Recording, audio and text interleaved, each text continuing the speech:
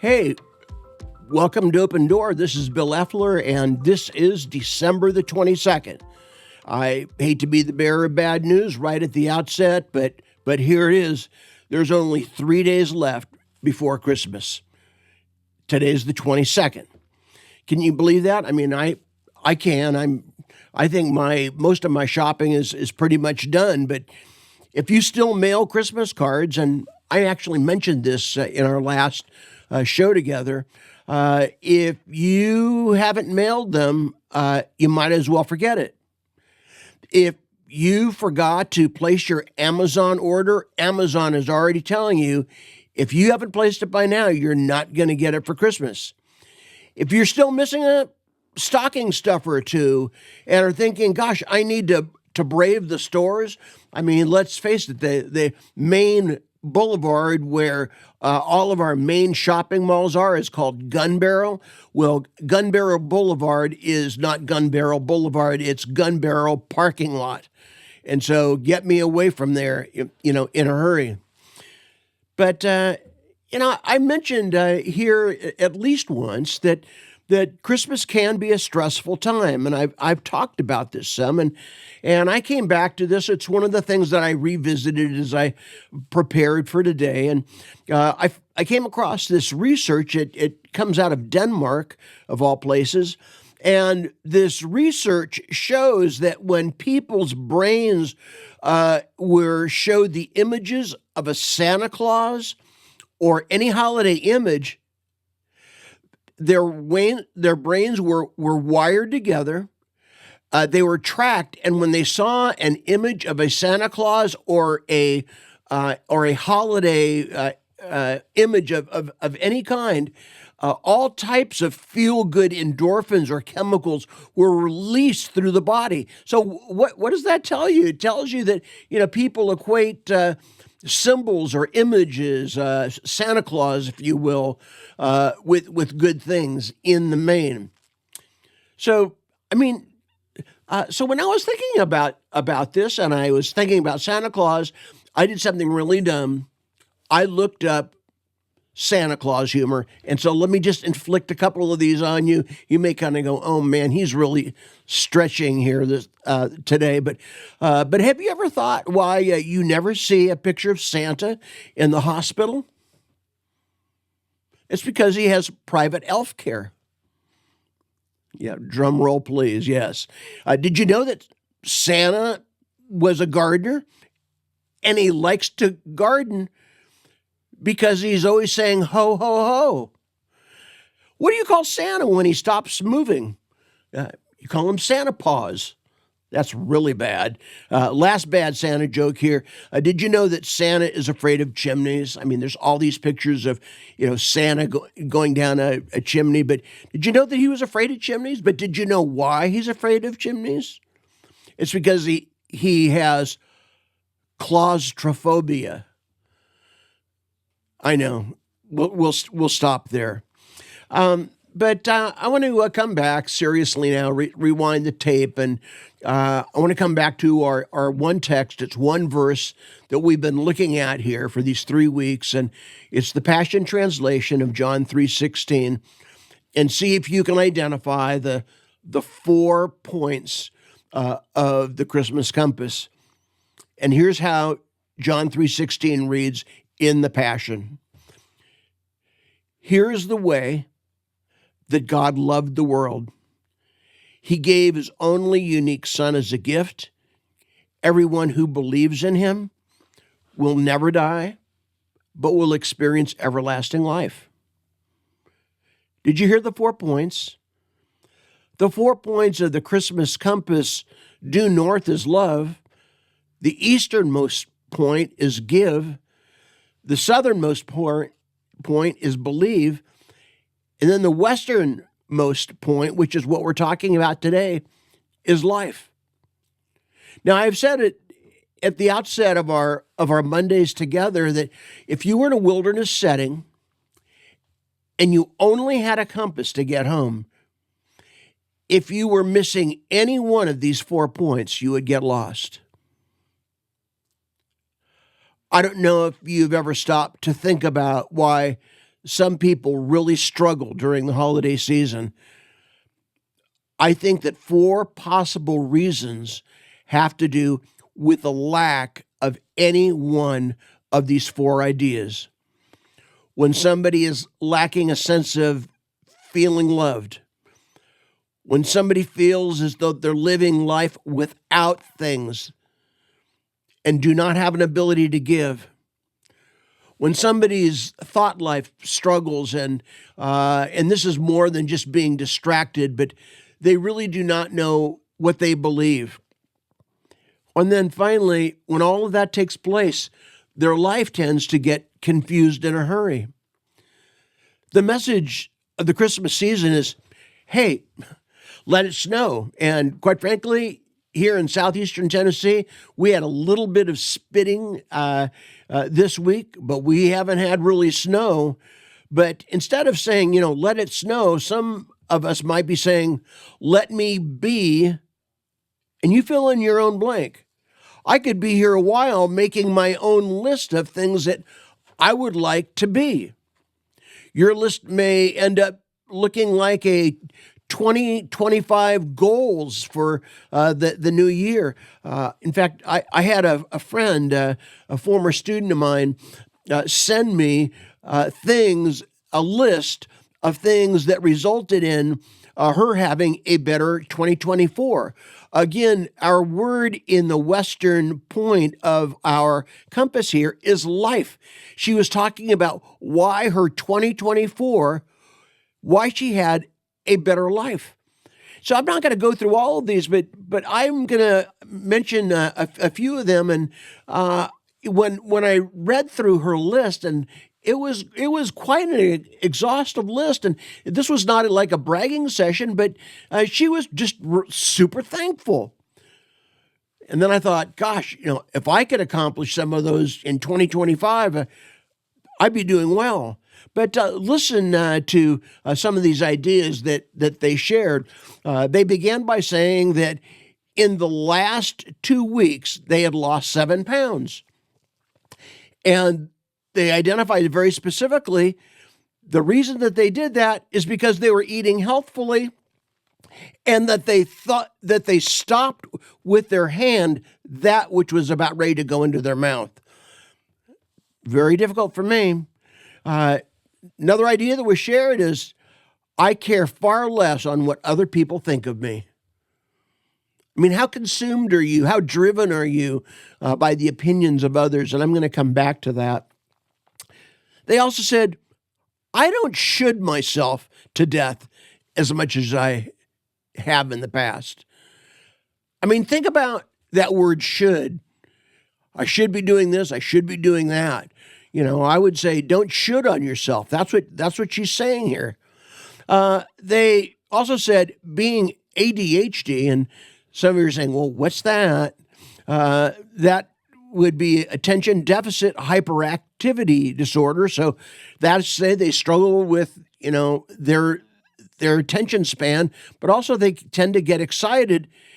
And when somebody has ADHD, this is what they said: I see the importance and the value of focusing on one thing at a time. For those of you who might suspect having ADHD, personally, I've never taken that test. I don't want to take that test. There's actually instruments out there for adults, and we can identify that. I pretty much believe that I have a deposit of that in my life, and at times, along with this person, I do have focus issues.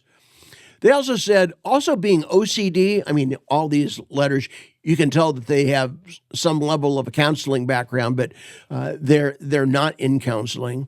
But OCD is obsessive compulsive disorder. And what they said is, I try harder not to be so rule-based. Obsessive, it's got to be done. Compulsive, it's got to be done now. And when you are ruled by the obsession that drives and creates a compulsion, that's going to result in a very disordered life. They also said, I live unapologetically with the strengths that God has given me and I recognize my successes. Now, this person, obviously, they've been very successful in the last 2 weeks as they've lost 7 pounds. But I'm also going to tell you this person is very successful in their professional life.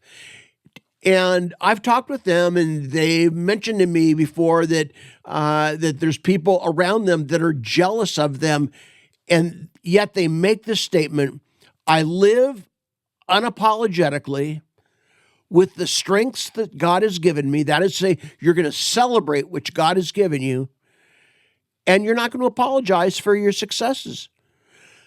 And then the last thing that they mentioned is, I look for opportunities to celebrate others before needing self-recognition. That's a great punch list. I mean, I could reread those another time, and I'm not going to take the time to do that. You can rewind the tape, but those are great food for thought. And this is just a sampling of what my friend shared. But my mind took me to this podcast today, and I was thinking about this theme of life, that if a person believes that Jesus is God's son, that's going to result in everlasting life. And so I want to ask you now, what is the quality of your life like? What is the quality of your life like? And I'm not talking about when you're at the office and in a job that maybe you're not tremendously thrilled with. You're in a marriage that perhaps you're struggling in some areas. But have you paused and actually really spent any time thinking, trying to answer the question, what is the quality of my life like?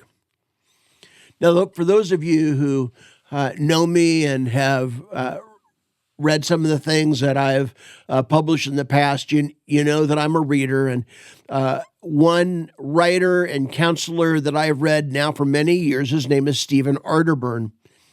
And he wrote a book now about 10 years ago. And the title of that book is Feeding Your Appetites, Taking Control, What Controls You. Now, when you think about an appetite, you think about a sense of motivation and drivenness. And you could probably guess that he begins by listing obvious controllers found in people's lives. He talks about the control of alcohol and drugs and sexuality, gambling, pleasure. But rather quickly, he cuts to the chase, and he's kind of that type of writer. He cuts to chase in a hurry. And then he talks about the appetites or the cravings that we might not necessarily recognize, but they are there. And because these appetites and because these cravings are not obvious, these cravings could be more dangerous. He talks about the craving for accomplishment, the craving or the appetite for recognition, the craving for companionship or relationship. He talks about the craving for power.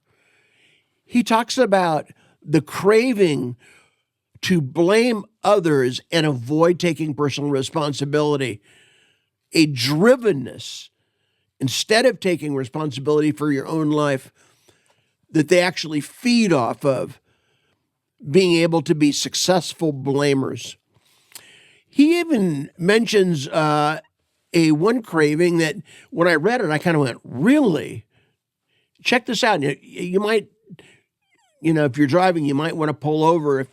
But this next one, it arrested me. It stopped me. And he talked about the craving for more of God. And he asked the question, is it possible that our craving for yet another experience of God is never enough? Again, he asks, is it possible that our craving for yet another experience of God is never enough?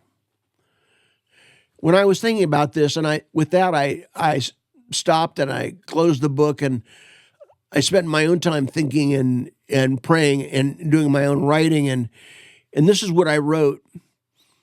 When a person desperately craves to satisfy an unsatisfied appetite, when a person desperately craves to satisfy an unsatisfied appetite and not utilizing what they've already been given, this betrays immaturity. When a person desperately craves to satisfy an unsatisfied appetite while not utilizing what they've already been given, this betrays immaturity. In the ancient world, at the time of the birth of Jesus, nearly all the major players in the Christmas story, and we probably exonerate them, we lift them up, we see them as bigger than life, but this is what I wrote down. Nearly all the major players in the Christmas story had to be invited into an incredible drama that would unfold. Their experiences and beliefs in God were limited, well-intended, but limited. Mary needed an angelic visitation. Joseph needed a dream. The shepherds needed to have their work interrupted. The wise men were not as wise as we may think of them to be, because they needed to be directed to where the drama of the birth of the Messiah would be. I'm not saying that this cast of earthly characters, had unhealthy appetites. All I'm really asking is, what is the quality of your life? I mean, the quality of Mary, Joseph, the wise men, the shepherds, all of them, they were busy doing life in the ancient world. And if God, like the characters in the Christmas story that I mentioned, if God were to choose a supernatural visitation, if God were to reveal majesty in a dream, or give an invitation that would change the quality of your life, is the quality of your life such that you would have room to make those changes? And the last thing I wrote down on this is, or are we more like the innkeeper in the Christmas story, where Joseph and Mary came and they needed a place to crash and to birth this child? And it was the innkeeper who said, and many of you are way ahead of me, there's no room in this inn. How close is that script to the script of the quality of your life? What will it take for you to improve the quality of your life? Again, the fourth point of the Christmas compass is life. This past week, I made the intentional decision to lighten my schedule so that I could spend more time thinking and reflecting and writing and creating. When I told the illustrator of my children's books what I decided to do, and I shared with her in intimate detail decisions that I made, her response was, "Bill, this was so needed for you." And days later, she called me and she says, "Do you have a minute?" And I said, "Sure." And she said, "Guess what I've decided to do?" I said, "Well, you know what, Paula?" And she said, "I've decided I'm going to put down my brushes until the beginning of the year." She goes, "I need to slow down too." Now catch this and do not miss what I'm about to say. It was after each of us had decided to improve the quality of our life, and she had made the decision to lighten her own load, she got a phone call from the National Jewish Community newspaper asking her for an interview about her art. They said, "We want to interview you. We want to see your art. But even now," they said, "we want to ask you this question. How did you, a Jew, get connected with a Christian pastor and professor and counselor and writer who is originally from California, who now lives in Tennessee. What is it like to work with him? And she's going to need to answer that question. But the thing that I'm wanting you to get here, it's only after each of us had stopped long enough to seriously ask, what is the quality of our life like, that then God could step in. And I'm not saying that this is not a prescription, but it's certainly a description of what happened with Paul and myself. And again, I come back to John 3:16. Here's the way God loved the world, that he gave his only unique son as a gift, and everyone who believes in him, they will not die, but they will experience everlasting life. One compass, 4 points: love, give, believe, and live. One last thought, and then I'm done. And if you haven't finished your Christmas shopping, you better get on it. But here's my last thought, and I leave you with this. There is one of these 4 points that you are really good at: love, give, belief, and life. One of these 4 points you are really good at, and you know it. Practicing this compass point is what gives you direction. It motivates you. It energizes you. And anytime you are doing that particular compass point, you come alive. But I also need to say to you, there's one of these compass points that you neglect or perhaps even avoid. And my invitation to you, this is my Christmas gift to you, on this last podcast, is for you to get with a good friend, your husband or wife, an accountability partner, and ask them, of these 4 points or concepts, which one do you see in me most clearly? And then obviously the other part, and which one do you think needs more time and attention so that I can have a life that I can only imagine? Well, I want to thank you for being with me these 4 Mondays. It's been great for me. It's all new material. I've never presented on this before, but I really hope that you have a great Christmas and a wonderful New Year. I want to say not Happy New Year, but have a new year. God bless you. This is Bill Effler. This is Open Door, and I'll see you another time.